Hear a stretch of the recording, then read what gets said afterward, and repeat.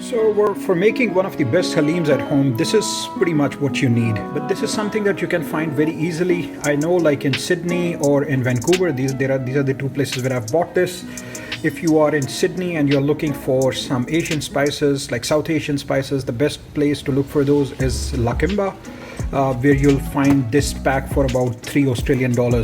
Or if you are in Vancouver, then either you can head over to some Bangladeshi or Pakistani spice shops in Surrey, or you can go to 49th and Fraser, where you'll find this mix for about $3.99 to $4.99. Different shops have different prices, but that's pretty much all you need to make haleem for around 6 people. So this plus meat, so this is definitely one of your key ingredients. This also comes in 2 varieties. This is now the special Shahi Haleem mix, just recipe mix. Then you have an instant one, or easy cook. On that one it will be written easy cook. The key difference between the two is that easy cook, they have already ground the spices for you. So which means that for that one, you don't need as much cooking. It's faster, but for flavor and texture, I think this one is the best one. Don't go for the easy cook, go for this one. I'll just show you what's in there so we can actually soak these lentils as well.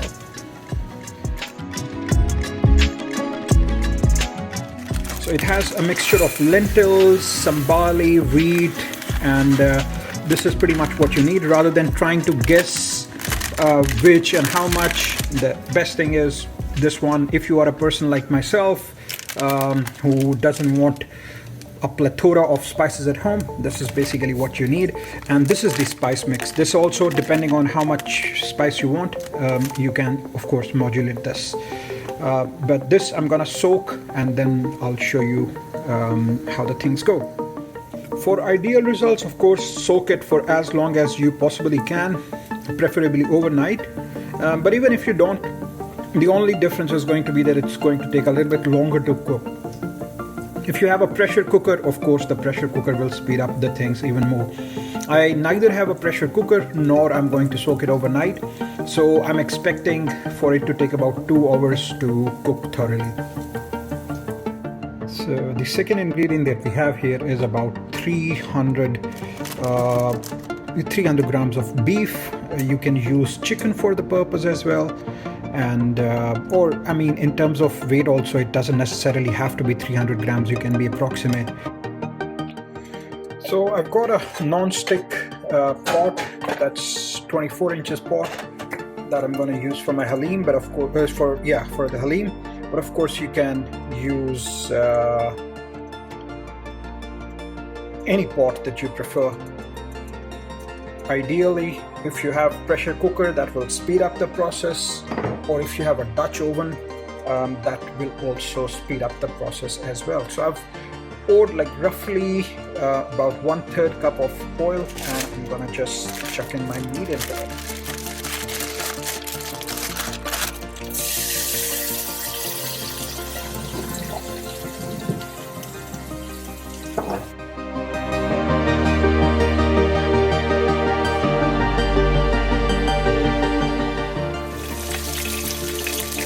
For the spice mix, you can be again, you can make the call. I know that my partner doesn't like it very spicy. She likes it spicy, but not very spicy. So I'm going to pour in about about 2/3 of the pack, the spice mix. But if you like it very spicy, you can use the whole pack. Frying the spice in oil is what makes it that aroma, the haleem aroma that you want.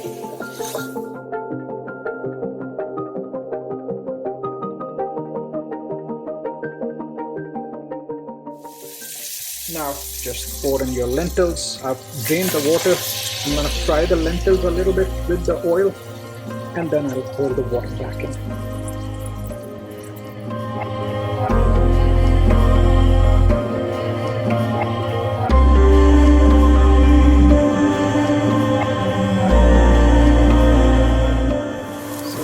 This has been frying for about 5 minutes. and the lentils have really soaked in all the flavors that we put in there, the spice. All the creams are basically coated very nicely with the spice. That's what we wanted. We wanted it to fry with that a little bit. And once that's done, we chuck in about 1.5 liters of water.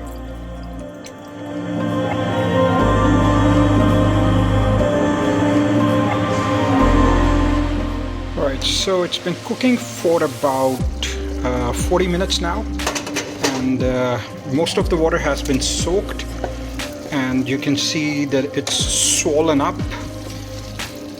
The grains, what's the situation of meat? The meat is still a little bit hard, which means that I need to keep cooking it, but since all the water has evaporated, so I will just fill in some of the water.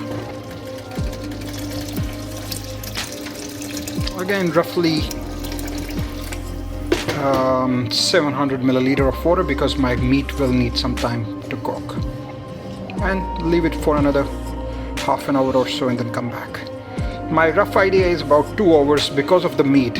If I had a pressure cooker, of course it would be much quicker. In my attempt to be innovative and just do something differently, what I've done is I've put a piece of foil here to sort of simulate a pressure cooker. So it will keep the steam in to the extent that it possibly can, and maybe expedite the cooking process.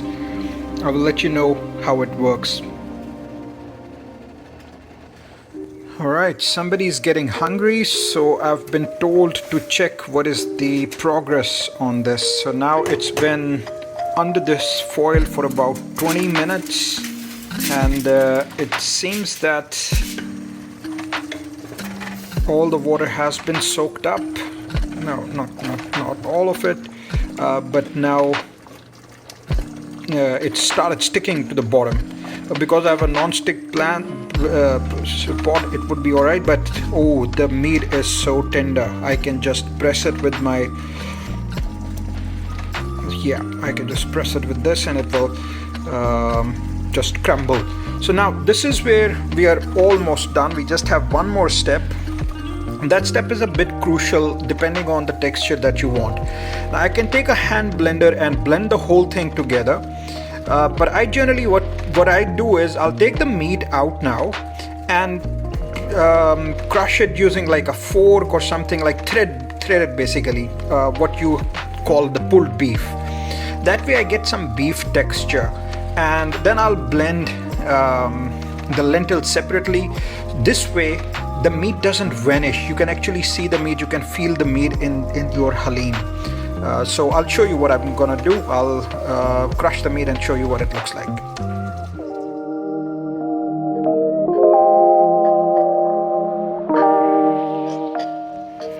The basic idea is to just shred your meat instead of blending it with the lentils, because that way it would disappear, and it seems like a little bit extra work, but it makes a huge difference, trust me on that. So just do this extra work, use a fork, use like whatever means you like. In old times back, like my grandma would have this stomper which she would just stomp the meat with just to shred it, and actually they wouldn't even use blenders and grinders for stomping the haleem. She would just use that stomper to blend the haleem. That's basically how you would do it. Now this is, I'm at a good consistency. I like it a little bit chunky, so that when you are eating the haleem you get a little bit of beef as well. So now with this ready, let's have a look at the what's the next step for haleem. So this is the consistency where I'm at, and at this point I feel like it's going to be really nice, thick, creamy haleem. If you feel that you still have a little bit more liquidy haleem, then probably you can dry it a bit more, but I'm not gonna dry it. At this point I think I'm ready to blend the mixture. So let's do that. So for that I'm going to use a hand blender. You can use whatever tool of yours.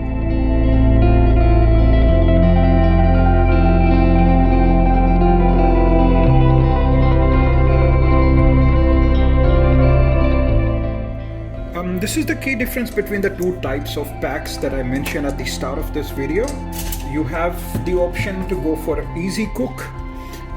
For easy cook, you won't have to do this last step, because that one they've already grinded the lentils and the grains for you, so you don't need to do this last step. But I feel like this way you get like the real feel and the real texture.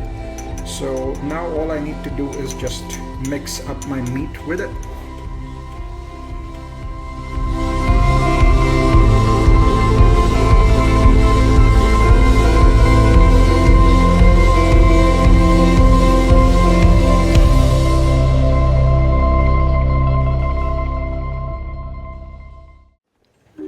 Okay, the person that I was making it for just did the taste check, and I was advised that it still needs a bit more spice and it needs to be a bit more liquidy. So now what I'm going to do is, whatever leftover spices that I had, I'm going to mix them in water and then add that water to the Haleem.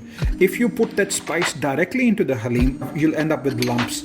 But if you add it to the water and then mix that water in, that way your spice doesn't stain as lumps, and it will be easier to mix it. And we feel that the Haleem is a bit thicker, so we decided to add a little bit extra. So I'm being a bit generous with water. It's almost 1 cup of water.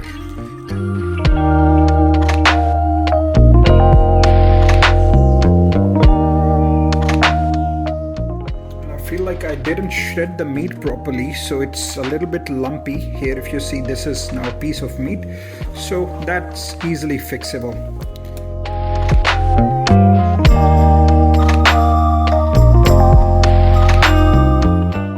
That's enough, not more than that, otherwise the meat will disappear.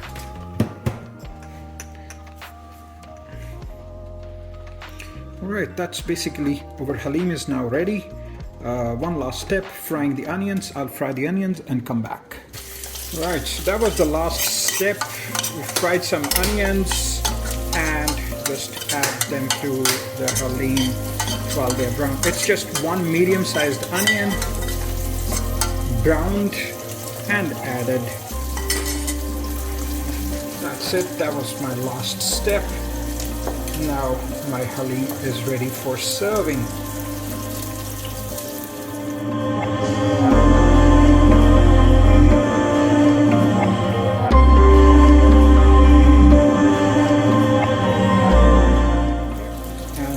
Now, of course, we'll garnish it with some ginger.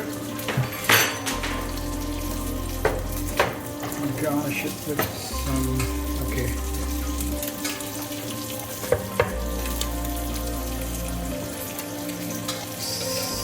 some sliced ginger, some coriander, and some fried onions. Now ideally I would also put a little bit chaat masala on it as well, just to add a little bit further kick.